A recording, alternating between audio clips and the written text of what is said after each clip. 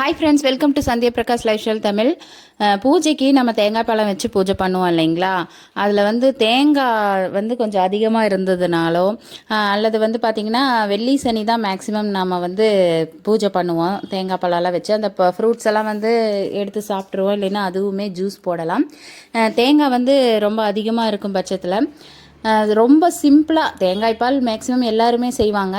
ரொம்ப சிம்பிளாக எப்படி செய்யலாம் அப்படின்றது தான், அதாவது என்னோடய மெத்தடில் எப்படி சிம்பிளாக பண்ணலாம் அப்படிங்கிறத நான் சொல்ல போகிறேன். மீதம் இருக்கிற அந்த தேங்காய் எல்லாமே நம்ம கட் பண்ணி எடுத்துக்கலாம். அதாவது அதில் ஏதாவது ஸ்வீட் செஞ்சு தான் சாப்பிட்ணும் அப்படின்னு சொல்லுவாங்க மேக்ஸிமம் பூஜைக்கு வச்ச தேங்காயில். நான்வெஜ் தான் செய்வோம் மேக்ஸிமம். பார்த்திங்கன்னா ஃப்ரைடே சாட்டர்டே பூஜை பண்ணுவோம். அதுக்காக தேங்காய் யூஸ் பண்ணியிருப்போம். நெக்ஸ்ட்டு சண்டே பார்த்திங்கன்னா மேக்ஸிமம் வீட்டில் நான்வெஜ் செய்வோம். நான்வெஜ்ஜுக்கு அந்த தேங்காயை யூஸ் பண்ணக்கூடாது, ஏன்னா அது சாமிக்கு வச்சதுனால. ரெண்டாவது ஏதாவது ஸ்வீட் செய்யலாம் அப்படின்னாலுமே அதை செஞ்சுமே சாமிக்கு படைக்கவும் கூடாது. அந்த அன்னைக்கு பார்த்திங்கன்னா சரி அதை என்ன பண்ணலாம் அப்படின்னா, இந்த மாதிரி தேங்காய் பால் செஞ்சு சாப்பிட்றது ரொம்பவே நல்லது. நான் எப்படி சிம்பிளாக செய்வேன் அப்படிங்கிறத நான் ஷேர் பண்ணியிருக்கேன்.